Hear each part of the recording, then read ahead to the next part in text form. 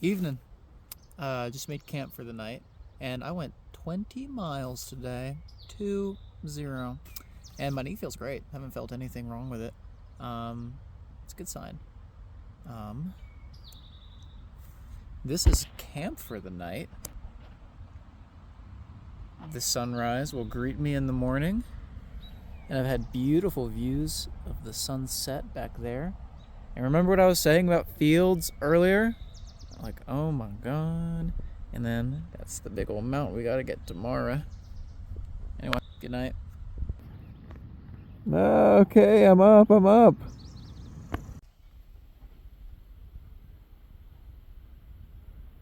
This has got to be one of the goofiest garments of all time.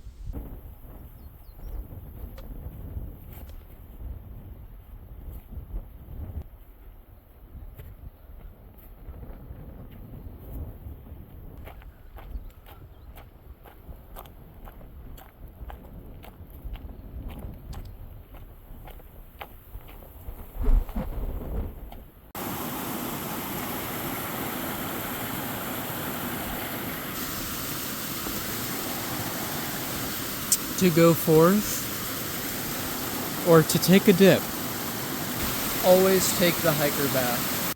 Morning. Resupplied at Irwin, and I got to see Balak again. It was super awesome hanging out. Thanks, Balak, for coming to see me. So when I was resupplying and hanging out at Uncle Johnny's, I was an idiot and forgot to charge all my stuff before I had to go. We're going through a section known as the Roan Highlands, which I've been really pumped for. This is supposed to be very pretty, although it's going to be raining torrentially for the next couple days while I'm up there. Because I have low battery, like 40% to get me all the way through, I'm going to be filming pretty scarcely. Sorry. This is the Helene Detour. Now, the camera is a little deceptive. This thing goes straight up the side of a mountain. Log stairs all the way down. About 3 or 4 of these is like my entire height. Yes, north roasting on open fire. Morning. Happy Memorial Day. Today we're finishing up our trek through the Roan Highlands. Very beautiful, very nice balds. I love to be rejuvenated by a good field. But it rained last night, so as you can tell, misty day. I'm on some pretty killer pace right now. Smooth Rock and Almond Mom and I have been hiking 15s to 18s every day. And I'm going to make it to my resupply box a day early. Too early, I think, because the Postal Service doesn't ship today. And I think that I'm going to outrun my resupply. As I say that, whoa. What the hell? Like little sluggy lord over here. What are you? Grody. Anywho, the plan today is to go about 18 miles to Mountaineer Falls Shelter. My hiking buddies are going to stop at a hostel to resupply, and my side quest while I'm there is to steal their sugar for my oatmeal, because it kind of sucks, and then blow up their bathroom. Bye, North Carolina. Thanks for the privies. What's that? Mile 400? Mile 400 puts you near the Elk River, and here you can kind of see the human cost of the hurricane. Things like building materials and tires. I saw children's toys back there. Construction materials. People lost a lot in the hurricane, and it's such a blessing to be out here. It's such a blessing that the trail is open, and every log that is cut on the way here is one that we don't have to scurry over. So, thank you, trail maintainers.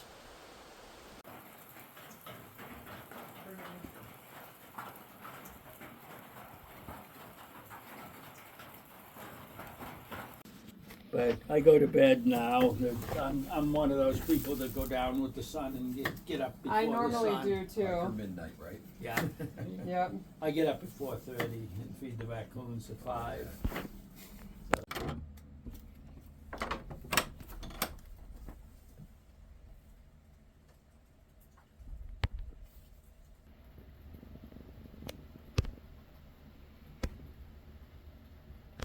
We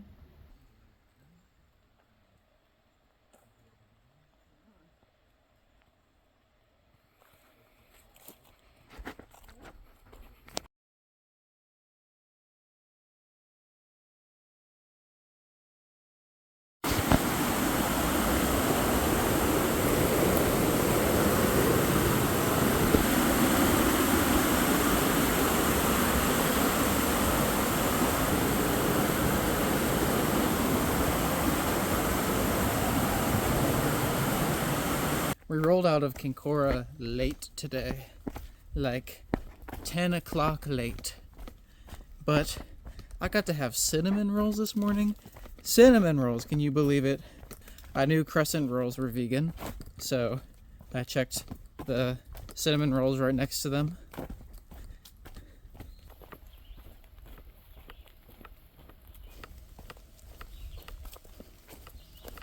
Good morning. Got a bit of another late start today. Slept until 7. Yesterday was great.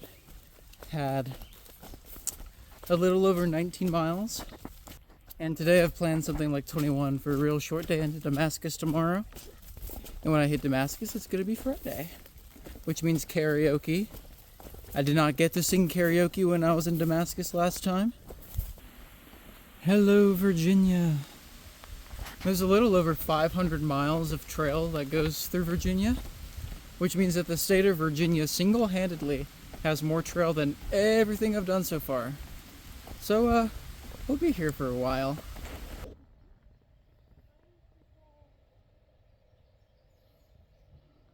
More. Hello again, Damascus. Yeah. What do you think of the loaner clothes, huh? Boom. Super stylish. So I'm in a bit of a conundrum. I was at the store, and guess what I found? I found $3 vegan mac and cheese. You know where else you find that? Nowhere. And because Southern grocery stores love to put vegan stuff on sale, because no one eats it, I picked it up, figuring it some hostel would be nice enough to let me use their stove, enjoy a hot meal. No, I've been to three hostels and they've all turned me away, so screw it. I'm a cold soaker. I don't care how long it takes. I'm having this damn mac and cheese. When I'm not with you, I lose my mind. Give me a sign. Confess that my loneliness is killing me now.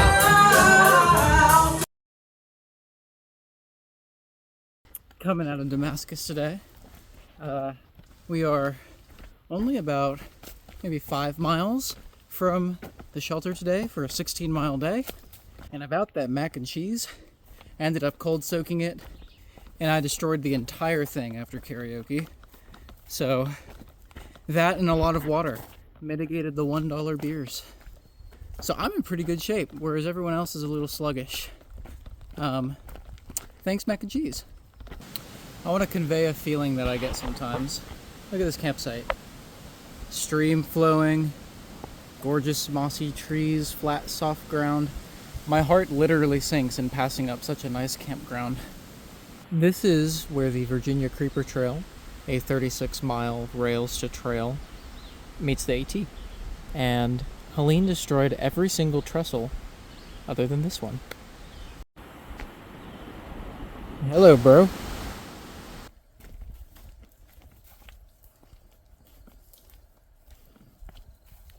Hey, Buster.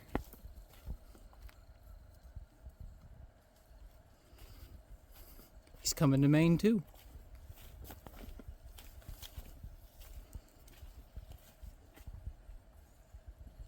None shall pass. What are you looking at? May I pass? None shall pass.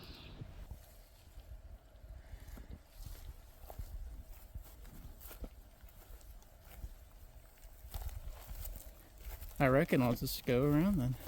I move for no man. See ya. Burr's really mad dogging me. Do I plan on doing any backpacking trips in Europe? Short answer, absolutely.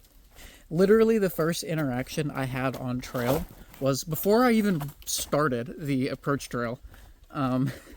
This international couple was going up Springer for a day hike, and they said, oh, you're doing the Appalachian Trail? Cool. When you're done, go do the Camino del Santiago.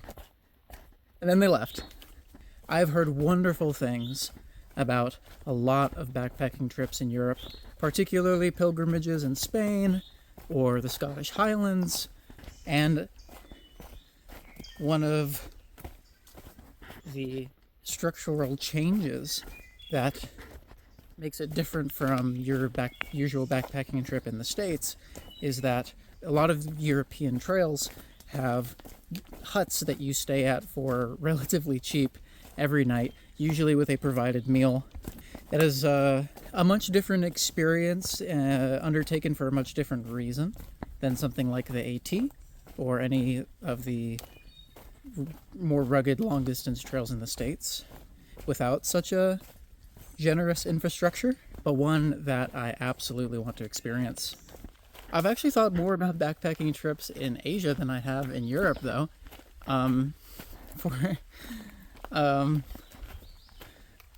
For example, the only foreign language that I have a passable grasp of is Hebrew. Also, I serendipitously came into possession of 520,000 Vietnamese dong on trail. It is in my ditty bag and I'll show it to you.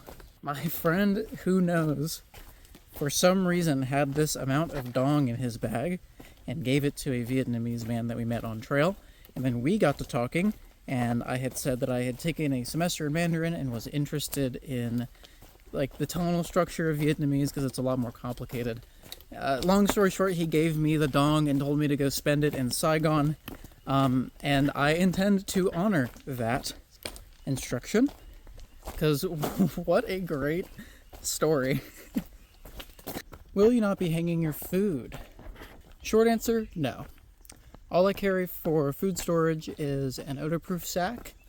I sleep with it at night, and it is my pillow. Not as uncomfortable as you might think, but it took some getting used to, for sure. There is a oft-made misconception that bear hanging your food is the only way to keep it and yourself safe from the critters out here. And that's not true for a couple of reasons. One being that bear hanging your food is a skill that you need a lot of practice to do right, and you need a very specific set of conditions to do right. Bears are extraordinarily intelligent creatures with an extraordinary sense of smell. Should you do it wrong, or should you not have the right tree to hang your food on, they are easily able to get your food down. If I go into camp and I see someone else bear hanging their food, I'll show you what I'm talking about. If you're watching this and thinking about food storage on long distance hikes in bear country, I won't discourage you from bear hanging your food, but I would encourage you to understand the conditions and the skills that you need to do it right consistently. Because that's something that most people out here, including myself, lack. That's why I don't do it. Simply because I knew I'd do it wrong. Food for thought, the Appalachian Trail Conservancy now recommends that every hiker carries a bear canister, likely because of the problems with bear hanging. I've never had a problem sleeping with my food, and there are a few principles that I follow to keep it that way. So a question kind of related to that, are the nights out here scary?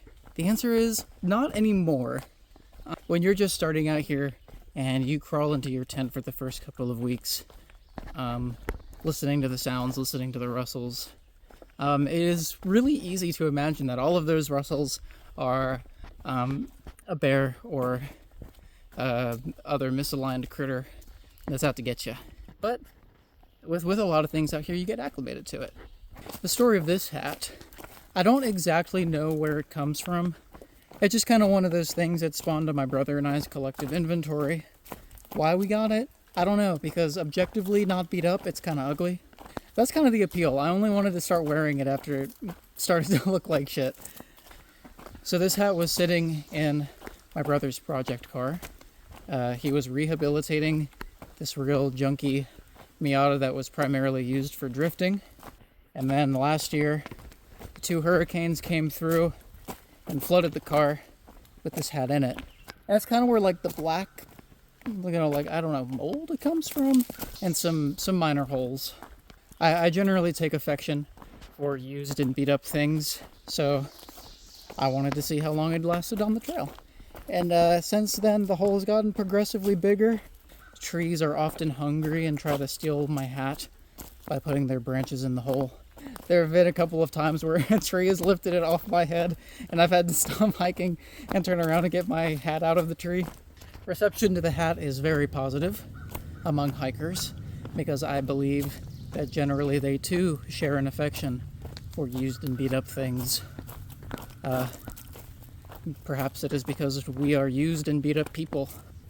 Otherwise, this hat totally makes me look homeless. I'm sort of conscious of this, and so whenever I'm trying to hitch a ride into town, or I'm trying to, put my best foot forward, I will take the hat off before entering the social space. How is solo hiking on my mental health? I would say first and foremost that it is a very freeing experience to hike alone. On trail, you have a lot of freedom. The normal things that constrain us in normal life are not present here. The only thing that drives me forward every day is my will to keep going. And that has a way of showing you what you can do. This has so far been an experience that has tremendously boosted my confidence and the extent to which I feel as though I can rely on myself. And when difficulties arise, it has been my adaptations to them, or my overcoming of them, that has kept me on trail and on track. It's hard to answer this question because it kind of touches at the crux of what I think the trail is all about. And unfortunately, it's all the things that I can't show you on camera. It's how the trail molds you to become someone capable of walking its length. And it's the experiences that you have with strangers turned family that change your outlook on a lot of things. I will probably continue to struggle to put into words how the trail has affected and changed me for years. Do I get lonely? Sometimes. It's an amazing thing to be able to share this experience with someone for a time and to share yourself with them as you walk together and camp together and eat together. I wouldn't say that I get lonely, but I think about the people that I have met a lot, and I carry their kindnesses with me, and they inspire me to be the best that I can for others. So I guess generally you could say yes, I do enjoy the company of my own thoughts. If you have anything on trail, it's a lot of time to be alone and think. I think a lot of people are out here in a period of transition, including myself, being recently graduated and not knowing what I'm going to do next. And the trail gives you the time to think about and to discover what matters to you. How do I deal with missing family and friends on trail? It's pretty simple. When I think about someone, I try to let them know, service willing. I've been trying to be very intentional about that, because if the trail has taught me anything, it's that the people are the spice of life out here. When I remember certain places, certain parts of the trail, it's my chance interactions with people on the trail or with my friends that make those places come alive in my memory. And I'm never really guaranteed to see anyone again, so I've been trying to carry with me an intentionality to let the people I love and admire that I feel those things about them, and to let them know that they are valued. I get to reminisce a lot about my family, my past, the people I met on trail, and how they shaped me into being me. And I get to think about how the experiences I'm having on trail will shape me into the person that I will be in years to come. And I never want the importance of the people and the communities I've had in my life to be lost on me or to be taken for granted. Which kind of gets into your second question, about what's more important between my connection with nature and the people that I meet out here. And that's a really complicated question. I don't know how to answer it. I've been thinking about it for a while. Fostering a connection with nature is kind of tough to talk about because it's hard for me to parse out what that means to me. If that literally means the ecosystem and the birds that sing and the wildflowers that bloom and the fruit that I now get to eat, those are things that I get to feel awe at every day. Things that remind me how lucky I am to be on trail. Things that make me feel small.